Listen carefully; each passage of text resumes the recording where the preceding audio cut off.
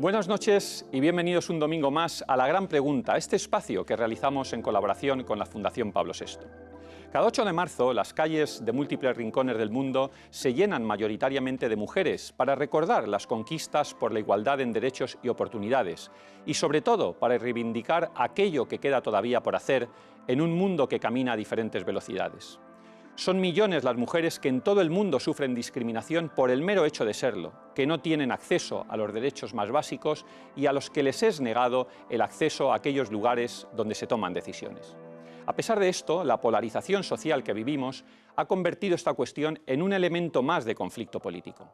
Se ha perdido el foco del verdadero objetivo, distorsionándose con una alta carga de politización y de crisis de autoridad que afecta a otros muchos ámbitos, como las instituciones políticas y los medios de comunicación. Para analizar esto, nos acompañan dos mujeres que trabajan precisamente en el buen gobierno, en el ámbito empresarial institucional y los medios de comunicación. Mujeres con talento que trabajan para romper los llamados techos de cristal o para que llegue el momento en que no se tenga que hablar de esos techos. Son Marlene Estévez, abogada y fundadora de una entidad que promueve el talento femenino en el ámbito legal, y Elena Herrero, directora del Observatorio de Medios y de Tosfera. Comenzamos.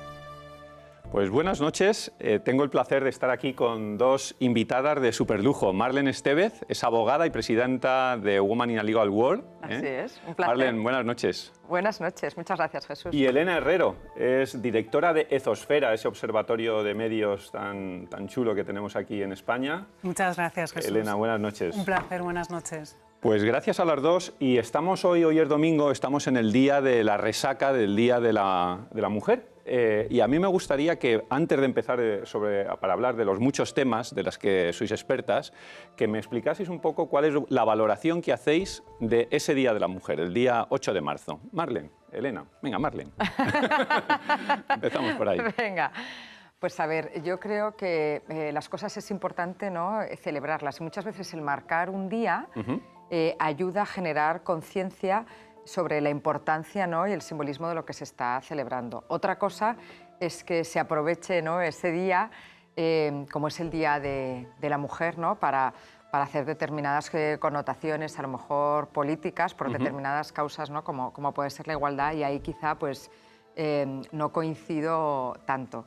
Ahora, la celebración del Día de la Mujer, y yo diría del Día de la evolución de la mujer, ¿no?, esa igualdad legal que afortunadamente existe ya hoy en nuestro país, pues creo que es una causa de alegría y de celebración. Otra cosa es que necesitamos terminar de empujar todos, hombres y mujeres, Jesús, para que esa igualdad legal se convierta en una igualdad real, ¿no?, en puestos directivos. En otros muchos campos. Pues yo tengo que decir, que es un día que no celebro con especial activismo, porque me considero parte de una generación de mujeres que, gracias a lo que hicieron nuestras predecesoras, a las que estoy tremendamente agradecida, nuestras madres, abuelas, bisabuelas, esa lucha, como decía Marlene, en evolución histórica de los derechos de la mujer, yo creo que somos parte de una generación que hemos crecido con una igualdad. Yo he disfrutado tanto en mi infancia, en mi adolescencia, en mi trabajo, a lo largo de mi trayectoria profesional, de una igualdad.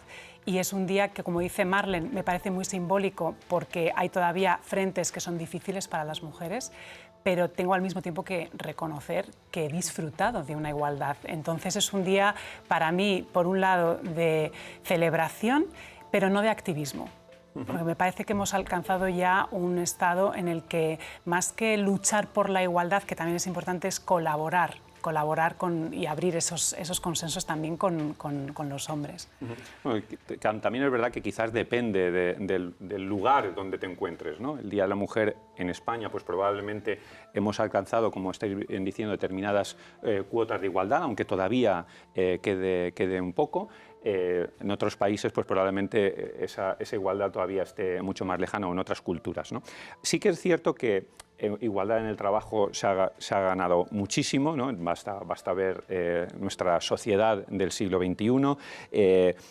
Pero ¿cómo promovemos, cómo seguimos promoviendo esa igualdad en el trabajo a todos los niveles, ¿no? Porque muchas veces sí, la mujer se ha incorporado en las últimas décadas en la sociedad española al trabajo, pero luego hay determinadas posiciones que cuestan un poco. ¿Cómo seguimos promoviendo esa igualdad en el trabajo?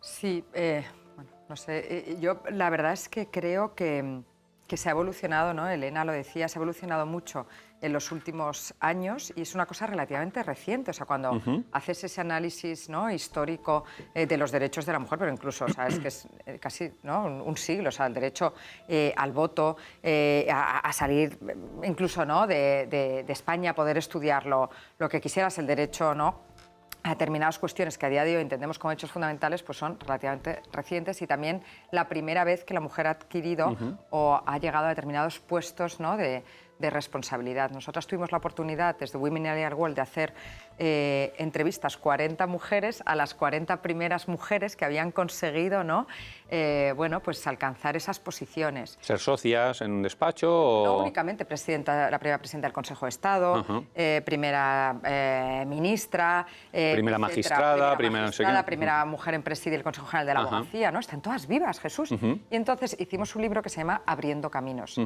Porque, es verdad, muy bonito, sí. Muy bonito, porque realmente viene a demostrar cómo esto, pues, oye, es un proceso que ha sido relativamente reciente, del que tenemos que estar todos muy orgullosos y que tenemos que mentalizar a niños y a niñas también de la importancia de este cambio y que tenemos que seguir construyendo en esa dirección. Ahora bien, es cierto que desde mi punto de vista, si lo que se habla es del acceso a puestos directivos, pues la realidad y la estadística no falla, aún hay una brecha significativa que puede deberse a diferentes causas. Y yo ahí creo, y es lo que nosotras siempre tratamos de construir sobre la base de una colaboración, un acompañamiento entre hombres y mujeres. Esto es una causa, si queréis, que realmente la que tenemos que ir de la mano, y siempre basado en la meritocracia, ¿no? Yo creo que no hay más derechos por el hecho de ser mujer o hombre, ¿no? Es un tema de que llegar a puestos de alta responsabilidad implica muchísima dedicación, seamos mujer, y hay que estar dispuesto, ¿no?, en ese sentido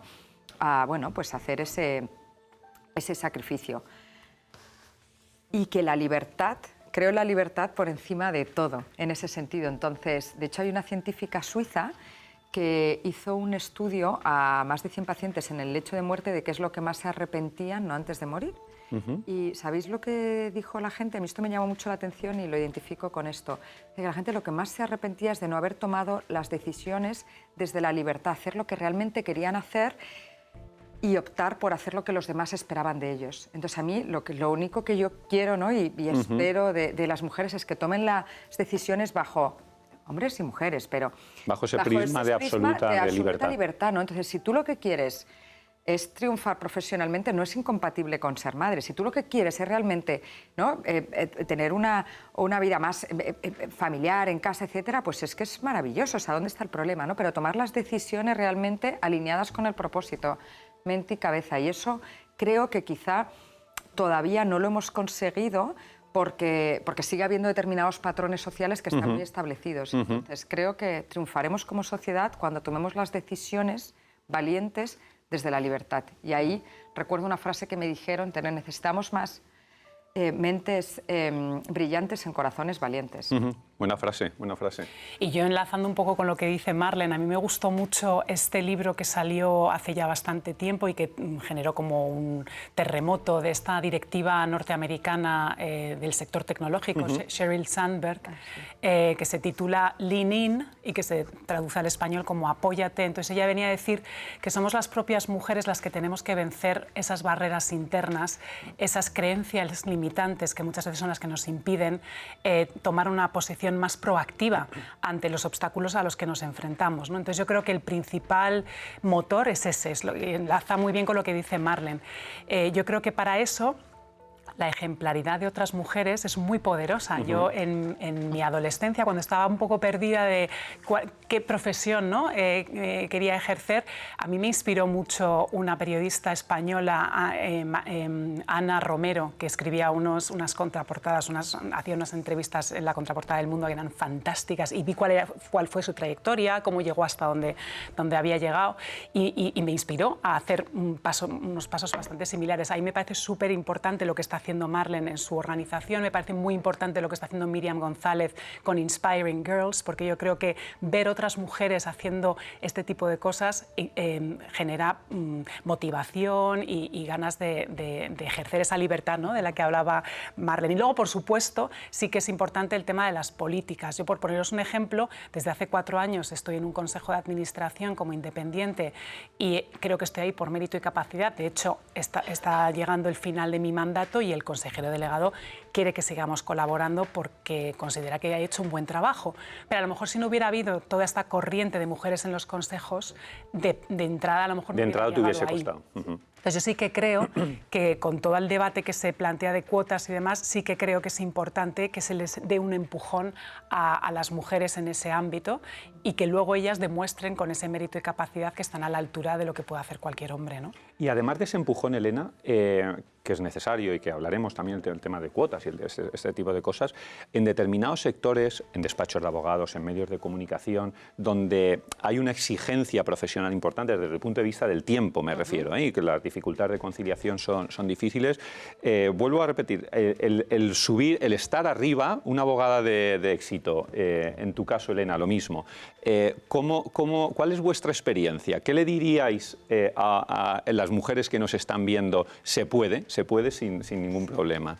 Yo voy a recoger el guante de lo que ha dicho Elena, porque a mí ese libro, Elena, también me transformó, el de Lean, de Sheryl Sandberg, ¿no? Al final, y hay una cosa que ella decía y que la que creo profundamente es elige el partner correcto, ¿no?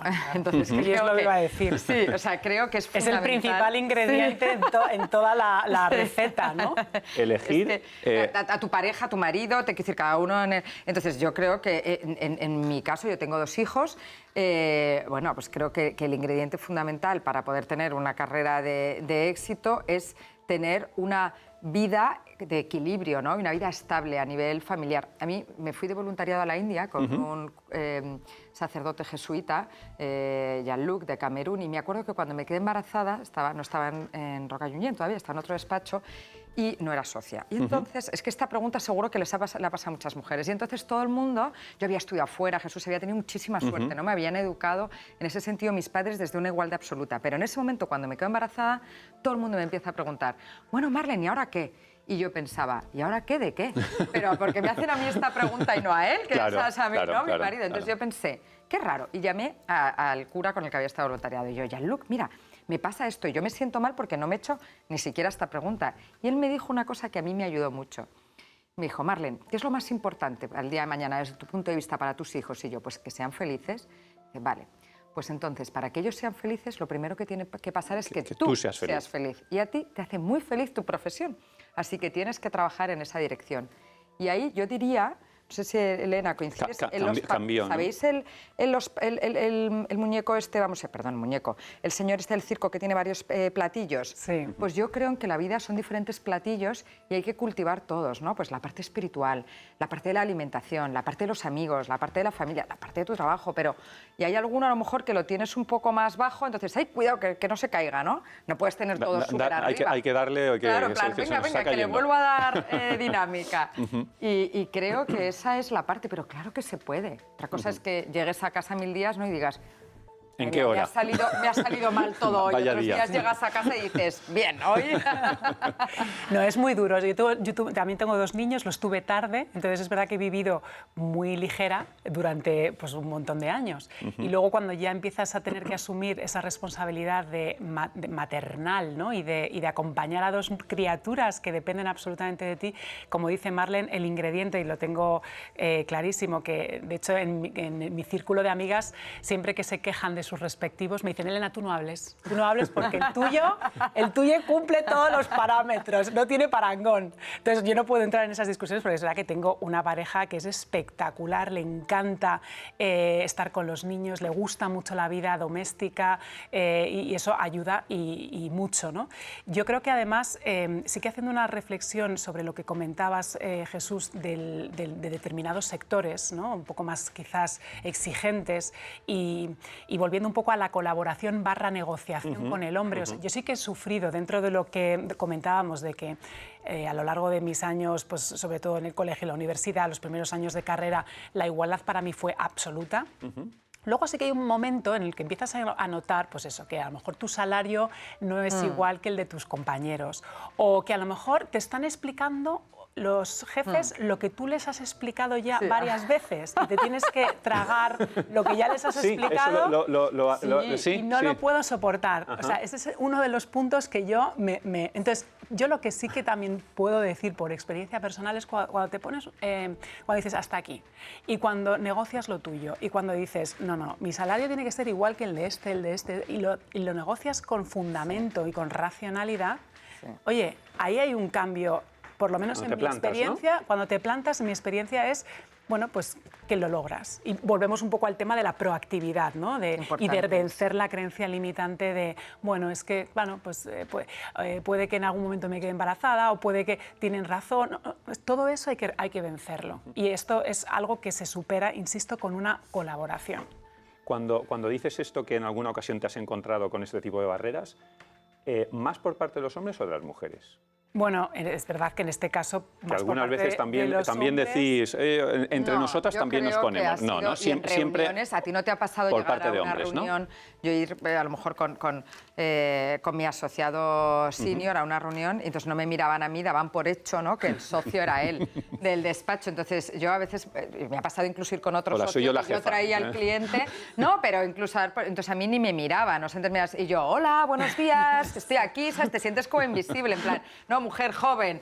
Entonces decían, y esto me ha pasado 250 veces, decir, ¿y cuándo viene el abogado en algún arbitraje, ¿no? Yo hago arbitraje internacional, y decía, ¿y cuándo viene el director del caso? Soy la socia de arbitraje. Hola, soy yo, buenos días, encantada, tal. Y entonces quedarse así como diciendo, entonces estas situaciones sí a mí antes me incomodaban muchísimo, me generaban inseguridad, ahora me entra risa, ¿sabes? Digo, pobre. ¿Y la seguís percibiendo, Marlene? Sí, la sigues percibiendo, sí. Y yo que viajo, o sea, mucho en Latinoamérica y dependiendo, sí, muchísimo. Latinoamérica supongo que... Sí, pero aquí también, ¿eh? Sí. Con alguna persona de vez en cuando, pero ya me lo tomo, pues como dice Elena, no sé si te pasa. Yo la verdad es que ahora mismo no, pero porque dirijo mi propia organización, entonces no estoy teniendo tanta exposición a ese tipo de cosas, ¿no? Pero sí, es muy frecuente lo que dice Marlene. Pero yo sobre todo, es lo que os digo, de cuando les has contado a una serie de hombres una serie de cosas y luego te las explican ellos a ti, eso para mí es algo con lo que todavía no me río, ¿eh? Me pongo un poco nerviosa. Antes de irnos, que tenemos unos segunditos de publicidad, pero antes de irnos a publicidad me gustaría preguntaros, todas estas nuevas corrientes que se vienen denominando del nuevo feminismo, del neofeminismo, todo esto, ¿qué valoración hacéis? ¿Qué pensáis? Yo... me da un poco, la verdad es que llega un punto que me pierdo, ¿no?, con todas estas cosas. Yo, como os decía antes, creo en... Bueno, entiendo el feminismo en el sentido de poner sobre la mesa el valor de la mujer desde el ámbito de la meritocracia y de que se ejerza desde la libertad. No, muchas veces cuando esto lo ligamos al tema de las cuotas, pues honestamente no creo en la imposición de las cosas, pero a veces es que es necesario y ayuda a cambiar, ¿no?, determinadas realidades. Entonces, todas estas cuestiones muchas veces están, que tú comentabas ahora, y todas estas corrientes están tan politizadas, claro, que creo que se tergiversa. Y polarizadas, que es uno de los grandes males, ¿no?, que sufrimos también, fruto de una cuestión que vosotros dos conocéis muy bien, ¿no?, de la desinformación, que creo que hay mucho ruido detrás de todas estas cuestiones y que se trata de, pues de llevar en ese sentido a los extremos o a determinadas causas más allá de lo que realmente pues queremos defender. Entonces, desde mi punto de vista, creo que cuanto más simple en ese sentido, ¿no?, es el mensaje, pues mejor, porque así nos aseguramos que lo entiende todo el mundo. y más puro en ese sentido, por lo menos lo que nosotras defendemos. Mira, como ambas sois expertas en derecho, uno de los ataques más recurrentes a la justicia es usando esto, precisamente la causa feminista. Quiero que escuchéis estas declaraciones, me hacéis la valoración y luego ya nos vamos a publicidad. La justicia de nuestros países sigue teniendo un fortísimo sesgo patriarcal.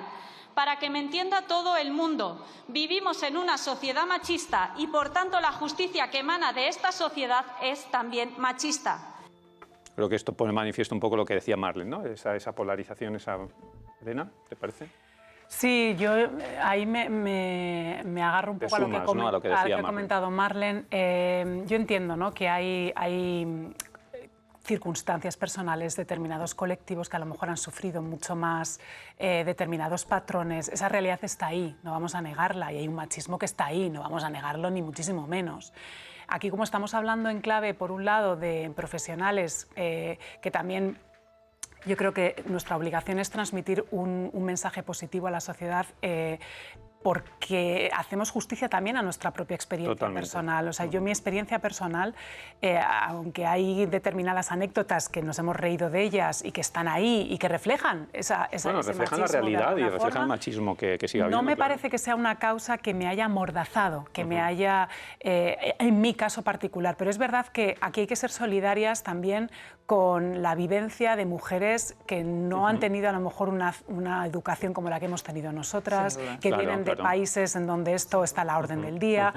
Y ahí es donde yo sí que, en clave de liberal, como dice Marlene, porque mi ideología en ese sentido es más liberal, pero sí que dentro de ese liberalismo hay que también hacer un ejercicio de comunitarismo y de decir, oye, es que hay personas que no han crecido, y ahí me gusta mucho, volviendo al tema de la filosofía, aunque todavía no lo hemos tocado, pero como estoy todo el rato ahí con eso, John Rawls, que es un filósofo más del siglo XX, desarrolló unos principios de cómo la desigualdad puede llegar a ser justa a través de una serie de principios, los famosos principios de la teoría de la justicia de John Rawls, donde a mí me sensibilizó mucho con el tema de, oye, es que tenemos mucha suerte los que nacemos con determinados privilegios, hay que solidarizarse con determinadas políticas y de determinadas formas con aquellos que no han tenido esa situación. Entonces yo creo que sin ánimo de entrar en un debate político ni polarizado, sí que se pueden hacer políticas para proteger a esas minorías o a esos colectivos que están más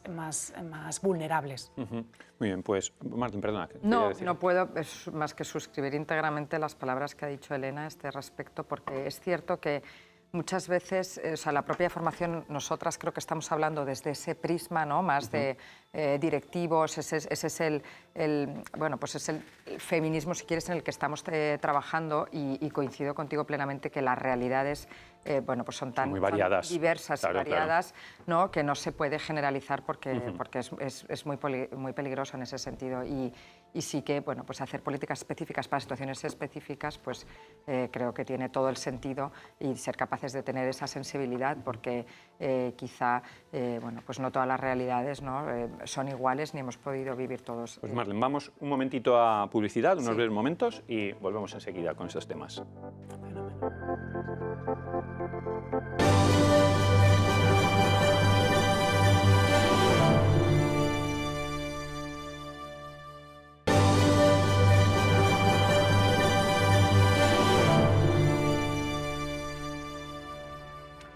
Pues estábamos hablando de lo que fue ayer, el Día de la Mujer, pero en vuestros campos, en el campo del derecho, en el campo de los medios de comunicación, hay un tema que también nos preocupa muchísimo, que es el tema de la tecnología, ¿no? Nos está cambiando la vida, está cambiando yo creo que la vida en todos los sectores, pero en particular en el mundo de la abogacía está cambiando mucho, y que diría en el medios de comunicación, ¿no? A mí sí que me gustaría preguntaros, ¿qué va a ser de los abogados? ¿Qué va a ser de los periodistas? ¿Nos va a cambiar? ¿Vamos a desaparecer, Marlene? A mí me parece un tema apasionante, ¿no? Creo que estamos viviendo unos tiempos en ese sentido realmente cambiantes. No creo que vayamos a desaparecer, lo que creo es que tenemos que aprender a caminar al lado, ¿no?, de esta transformación. Entonces sí que pienso que el abogado va a desempeñar cada vez un rol más importante, como comentábamos antes, ¿no?, de asesor de cabecera, que sepa dar una cosa que se llama contexto social a las normas, contexto geopolítico, ¿no?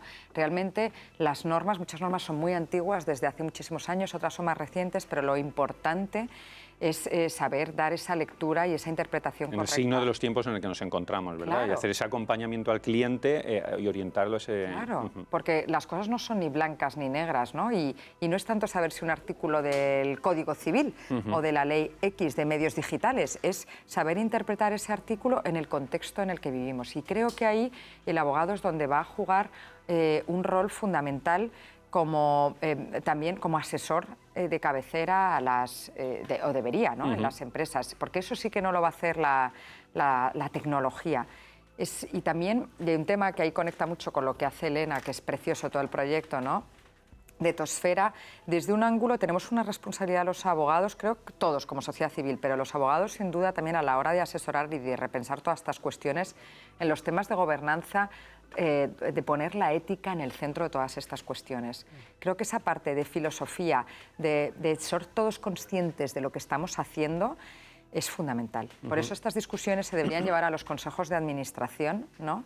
Y ahí estamos trabajando en un proyecto muy bonito, Elena y yo, es decir, cómo todas estas cuestiones de tecnología deben estar en el centro de discusión de la gobernanza, pero desde un punto de vista con la ética en el centro, porque esto se está olvidando a día de hoy, no se está dando toda la importancia que se debería, y ahí sí que luego además pueden venir futuras responsabilidades, ¿no?, en este sentido. Elena, tú de esto sabes mucho también, ¿eh? Etosfera, nada menos. Sí, de hecho Etosfera nace para traer la filosofía del mundo de la academia al mundo real, ¿no?, para poder decidir con unos horizontes que nos dibujan mejores escenarios, porque la ética al final es hacerse muchas preguntas. La ética no es pontificar ni dogmatizar, sino es un proceso de hacerse preguntas y de volver un poco a los grandes pensadores que dejaron un legado de sistemas que diferencian qué es lo mejor y qué es lo peor ante determinadas alternativas. Y yo creo que ayuda mucho a tomar decisiones tanto en ámbitos de consejos de administración como de comités de dirección. Y de hecho, pues sí, en Etosfera desarrollamos el año pasado y lo presentamos un proyecto muy bonito que lo titulamos Guía Ética para la Buena Gobernanza Empresarial, donde hablaba de cómo a través de la deliberación, que es una herramienta fundamental en las dinámicas de los consejos, que en España yo creo que nos queda mejorar en cultura deliberativa mucho, porque tenemos ahí una asignatura pendiente, cómo en esa deliberación se puede de alguna forma evaluar los riesgos éticos a los que nos estamos enfrentando con esta tecnología. Y yo creo que ahí hay un campo muy bonito para desarrollar en el tema de la ética en la inteligencia artificial. Y luego, yendo al tema de cómo está afectando todo esto al periodismo, yo hace poco estuvimos reunidos con el consejero delegado de una de las grandes empresas de medios de este país y él nos decía, aquí la solución es mejor periodismo, volver al periodismo, salir a la calle, ¿no? Salir a la calle, y con eso sobreviviremos, ¿no? Y eso no lo va a hacer la IA, no lo va a hacer un robot, no lo va a hacer GPT-4, 40, 50, 60. Lo va a hacer un ser humano. A mí yo estudié Derecho, soy doctora en Derecho, pero hice un máster de periodismo que me marcó, que es el de la Universidad de Columbia en Nueva York, y era un máster muy práctico, eminentemente práctico. Y uno de los profesores, que había sido periodista toda su vida, siempre nos decía, vosotros cuando entréis en una escena, lo primero que tenéis que hacer es sentir y ver ¿qué es lo que os está entrando por la mirada? ¿Qué es lo que os está entrando por el olfato? ¿Qué es lo que estáis captando con los sentidos, ¿no? Eso, que es algo tremendamente humano, es en lo que van a diferenciarse los buenos periodistas, aquellos que salen a la calle y que son capaces de recoger la noticia porque están viviéndola en tiempo real. Y eso, de hecho, no lo va a poder hacer por el momento la tecnología, porque la tecnología al final lo que está haciendo es precisamente utilizar los contenidos que fabrican las empresas de comunicación. Estamos viendo todos estos acuerdos, ¿no? En el caso de Grupo Prisa y El País, se firmó recientemente un acuerdo con OpenAI, lo mismo Le Monde, luego el New York Times, por cierto, está enfrentado a estas plataformas tecnológicas porque están haciendo uso de sus contenidos sin respetar los derechos de autor y de propiedad intelectual. Entonces ahí estamos viendo como distintos campos, las redacciones están empezando a incorporar códigos de cómo los periodistas deben utilizar la tecnología para hacer los artículos y cómo luego eso tiene que ser transparente con el lector, que no sé cómo lo estáis haciendo en el ámbito de la abogacía, cómo estáis haciendo uso de la IA y cómo se hace y cómo se refleja desde la perspectiva de transparencia ante el cliente, pues hasta en qué medida, ¿no?, los contratos que escribís los estáis haciendo con IA, pero en el campo del periodismo sí que se están haciendo muchos códigos y la gran herramienta, como siempre, es la transparencia para dar fiabilidad. ¿Y cómo compatibilizar todo esto que estamos hablando de inteligencia artificial, pero de ética y tal, con eso que también se escucha tanto y que los espectadores dirán, sí, pero hay muchos sesgos, ¿no? Hay sesgos sociales, hay sesgos raciales, hay sesgos de todo tipo. Hace poco, Carme Artigas, en la Fundación Pablo VI, la que fue secretaria de Inteligencia Artificial, en la Fundación Pablo VI decía que vivimos absolutamente anestesiados porque estamos narcotizados con máquinas de casinos permanentes, ¿no? Vamos a escuchar un momentito a Carme Artigas lo que nos decía. ¿Cuál es la esperanza? Hombre, pues que la utopía y la distopía no están escritas, depende de nosotros y depende de las decisiones que tomemos hoy. Entonces, yo espero o porque va a haber una catástrofe que nos hará reaccionar o que habrá una revolución social, ojalá, donde la gente que está narcotizada, porque este aparato que tenemos aquí es una máquina de casino individual, que el eufemismo de las plataformas es engagement, pero en realidad quiere decir adicción, porque esto no deja de ser un negocio, y la mejor manera de un negocio es que me consuma todo el rato. Entonces, estamos ante plataformas de adicción, con consecuencias enormes en la salud mental de nuestros adolescentes y nuestros hijos. Es decir, el impacto negativo que esto puede crear en la sociedad, en las generaciones, no lo vamos a poder revertir. ¿Qué os parece? Estoy 100% de acuerdo con lo que dice Carmen, además la tengo mucho afecto y hemos colaborado ya en varios frentes y yo creo que efectivamente hemos cometido muchos errores en el diseño de esta tecnología en los últimos 10 años, que las generaciones más vulnerables han sido las de nuestros hijos y nuestros adolescentes, que han sido verdaderas víctimas de todo esto, que estamos viendo y se está evidenciando cómo disminuyen el coeficiente intelectual de los nuevos chavales, porque efectivamente están robando atención, que como dicen los grandes psicólogos y los expertos en meditación, la atención, la capacidad de atención es la figura del genio. Todos los que han sido grandes genios de la historia han tenido una capacidad de atención muy significativa, ¿no? Y lo bueno que se ha visto también con la neurociencia es que esa atención se puede cultivar, pero también se puede erosionar tremendamente, y estas pantallas erosionan la atención, y si se erosiona la atención se erosiona el coeficiente intelectual y también tu capacidad de respuesta emocional. Entonces, todo lo que dice Carmen, estoy totalmente de acuerdo, y creo que por eso los riesgos, se habla mucho de los riesgos de la IA, de los sesgos en la IA, pero todo eso viene de los que están diseñando en estos momentos la IA. Y por tanto, para mí lo más importante es la ética en el ser humano. O sea, el ser humano que está fabricando esta tecnología, desde dónde la está fabricando, para qué la está fabricando y cuáles son las grandes intenciones y los grandes incentivos que tienen, que efectivamente ahora está predominando el negocio. Pero cómo podemos hacer presión, como están haciendo tantas personas, desde intelectuales a grandes académicos, a centros que están tratando de poner esa presión y poner en el centro lo que es la ética en la IA, para que estas personas que están ahora mismo liderando la tecnología con todas estas externalidades negativas puedan ir incorporando factores que no sean propiamente los factores de negocio, ¿no? Yo ahí sí coincido con Carmen y, o sea, por un lado, estos aparatos son muy peligrosos, ¿no? Y todas estas aplicaciones porque realmente generan una adicción, y eso esto es una realidad que está demostrada ya, o sea, científicamente ya hay documentales sobre esto, hechos por muchas de estas plataformas o gente que ha salido de las mismas. Entonces, no querer ver eso es un problema social, ¿no? Hay que verlo y como eso es un problema, pues hay que poner los límites, no puedes vivir ajeno a todas esas cuestiones, pero hay que poner los límites adecuados. Entonces, políticas en ese sentido y también políticas individuales, o sea, para esa máquina, ese casino, ¿no?, del que hablaba Carmen, que coincido plenamente con ella. Y luego, en cuanto a los sesgos, creo que aquí tenemos que diferenciar diferentes órdenes de magnitud. Una cosa son, claro que hay sesgos, pero más, o sea, sesgos tenemos todos, o sea, incluso nosotros, si cerramos los ojos en determinadas cuestiones, nos daríamos cuenta de todos los sesgos que tenemos. Pero tenemos que tratar de hacer consciente lo inconsciente, ¿no? O sea, ser conscientes de, por un lado, qué herramientas tecnológicas de ellas son las que estamos contratando, de dónde vienen, quién las ha hecho, cuál es el bagaje cultural, quién ha participado en las mismas, qué bases de datos han bebido. Y luego cuando eso lo integramos, ¿no?, en nuestra casa, en nuestra empresa, etcétera, hacemos nuestros prompts, etcétera, ¿cómo estamos nutriendo eso? Nuevamente, o sea, hay como diferentes fases. Necesitamos hacer políticas a este respecto internas que ayuden a hacer consciente lo inconsciente, o sea, realmente a analizar y a tomar criterios desde decisión, y es lo que me refería con los consejos de administración sobre estas cuestiones. Hace poco leía un informe que ha preparado Deloitte Global, no solo en España, esto es una realidad global. A mí me impresionó varias cosas, para que veamos lo lejos que estamos todavía de esto. En ese informe analizaban varios consejos de administración de diferentes empresas y en el 46%, Jesús, de los casos no se trataba el tema de la inteligencia artificial en ningún consejo. Imagínate. Solo en el 14% lo trataban de forma recurrente. Y el porcentaje restante, ¿no?, pues a lo mejor una vez al año.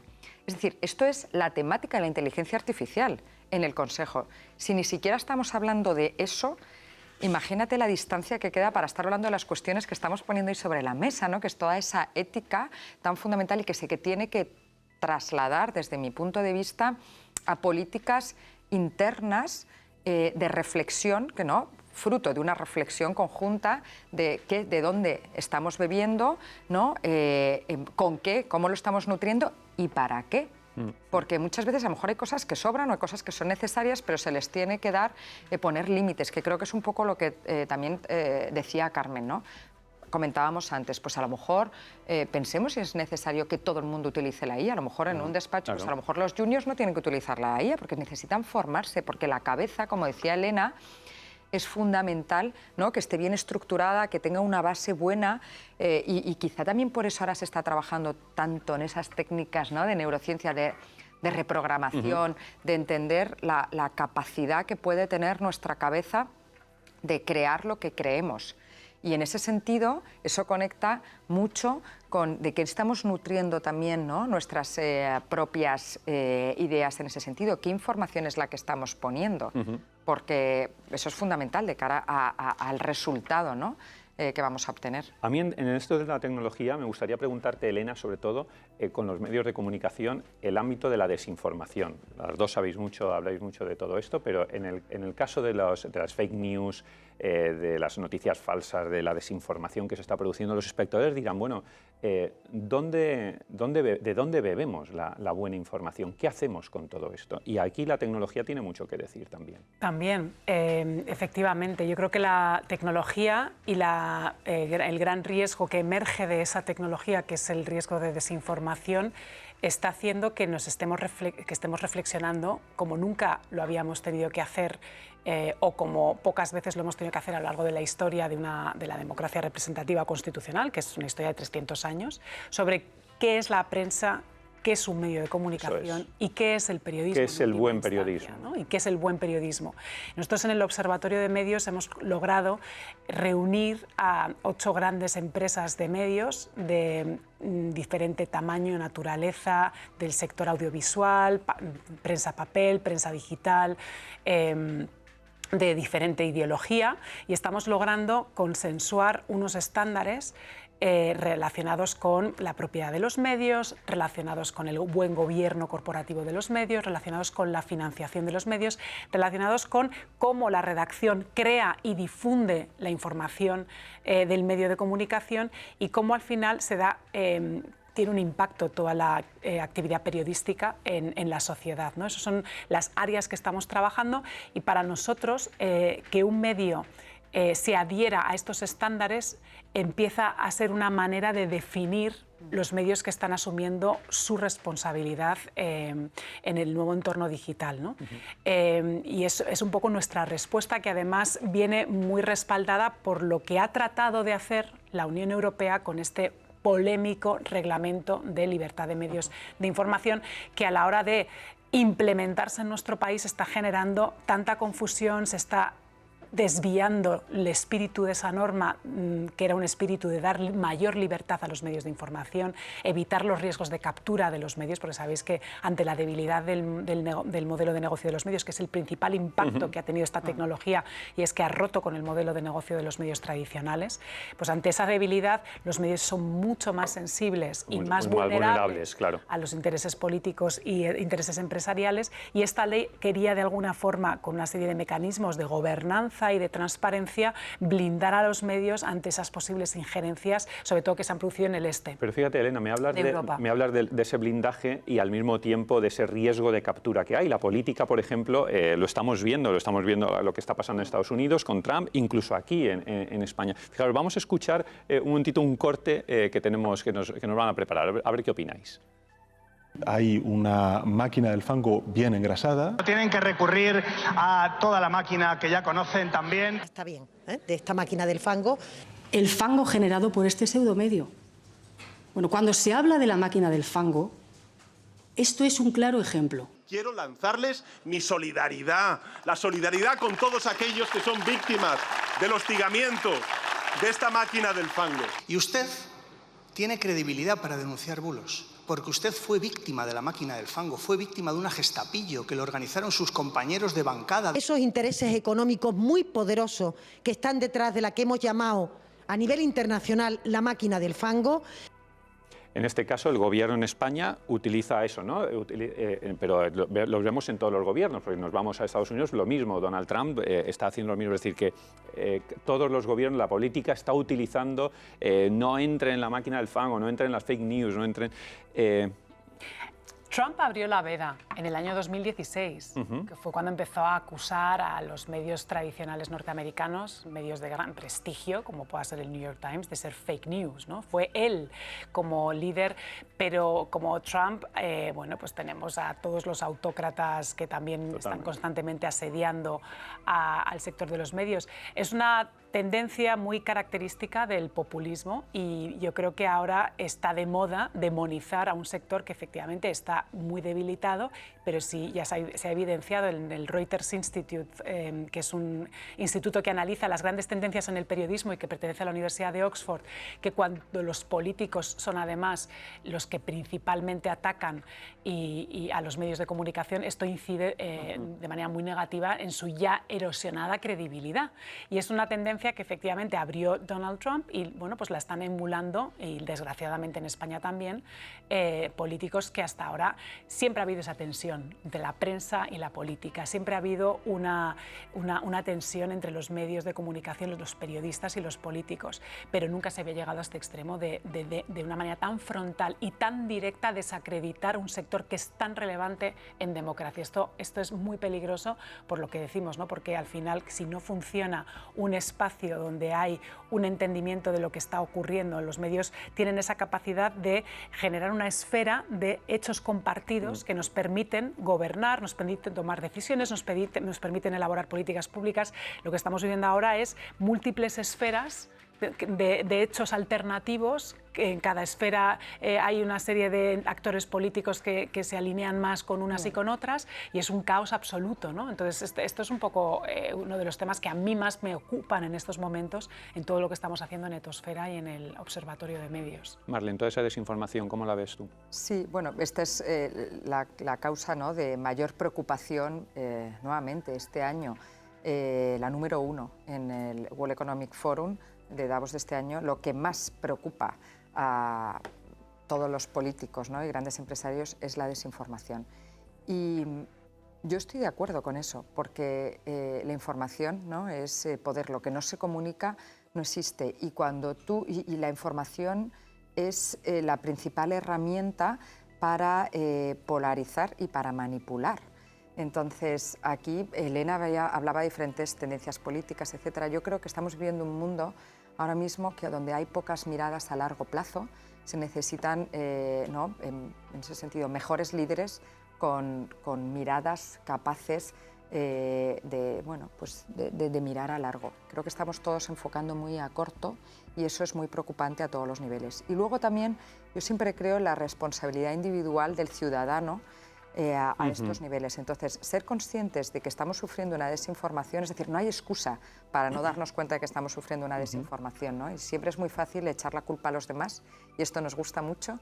Y creo que ahí es bueno. ¿Y qué puedes hacer tú, qué podemos hacer cada uno para, en el marco de esta desinformación, tratar de estar lo mejor informados posibles, ¿no? Entonces, pues nuevamente, creo que ser conscientes de que los algoritmos nos nutren con lo que se quiere que nos nutran, ¿no? Y lo que nosotros queremos recibir, pues, ¿qué vamos a hacer? ¿Vamos a leer diferentes medios para tener por lo menos una información lo menos sesgada posible? Es una responsabilidad. Es una responsabilidad como personas y como profesionales, ¿no? Entonces, el poner las medidas para eso es fundamental.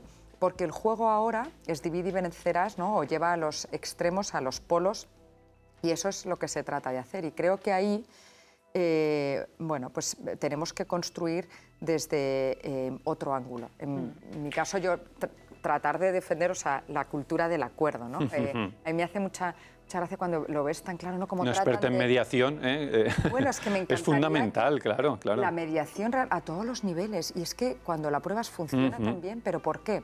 Porque tenemos que trabajar más el poder de la escucha, porque tenemos que trabajar más el poder de la curiosidad, de la inteligencia cultural, ¿no? A lo que no favorece la desinformación, por cierto. A lo que no favorece la desinformación, porque lo que se aboga es por la falta de pensamiento crítico. Tú cuando hay falta de información, todo te lleva a los extremos.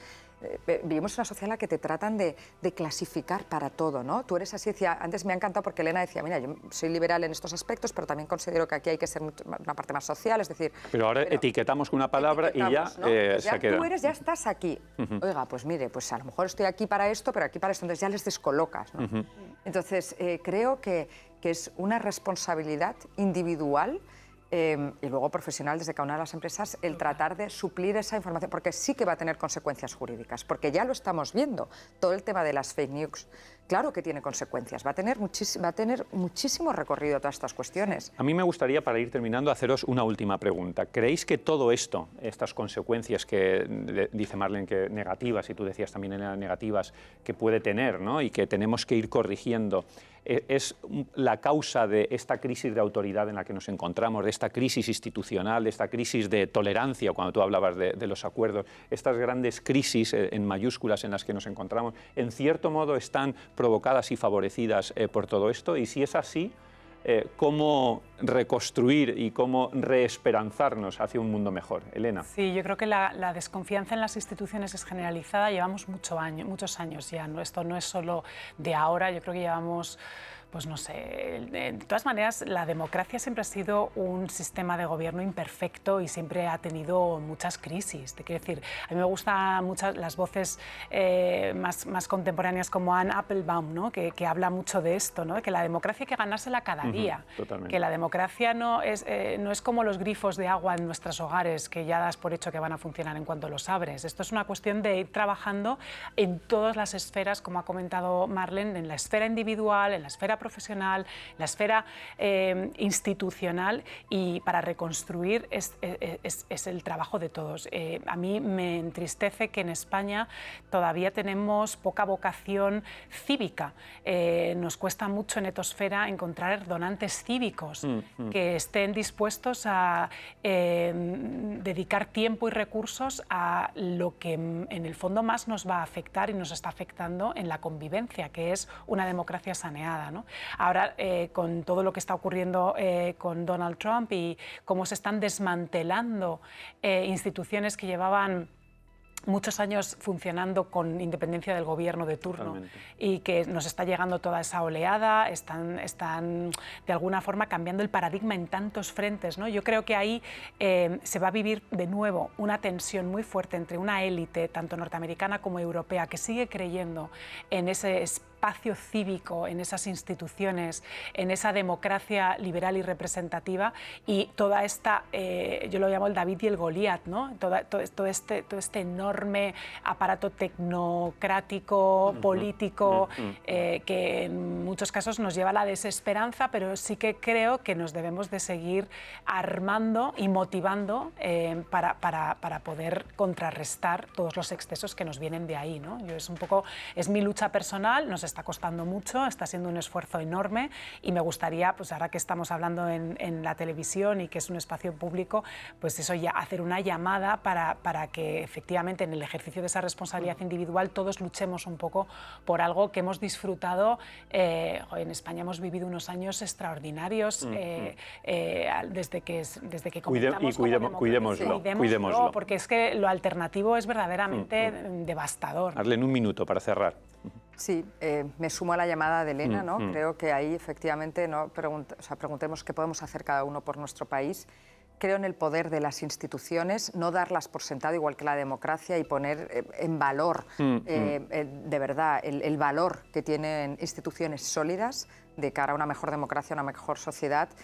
Y también pienso que esto tiene que estar además estrechamente relacionado con una cuestión que no ha salido hoy, que es fundamental a estos niveles, que es el de la seguridad jurídica. Es decir, no puede existir evolución social, ni económica, ni empresarial sin seguridad jurídica. Y tenemos que ser conscientes de la importancia que tiene eso y del deber que tenemos cada uno de defender estas cuestiones realmente para poder seguir evolucionando con esa previsibilidad de qué es lo que puede suceder.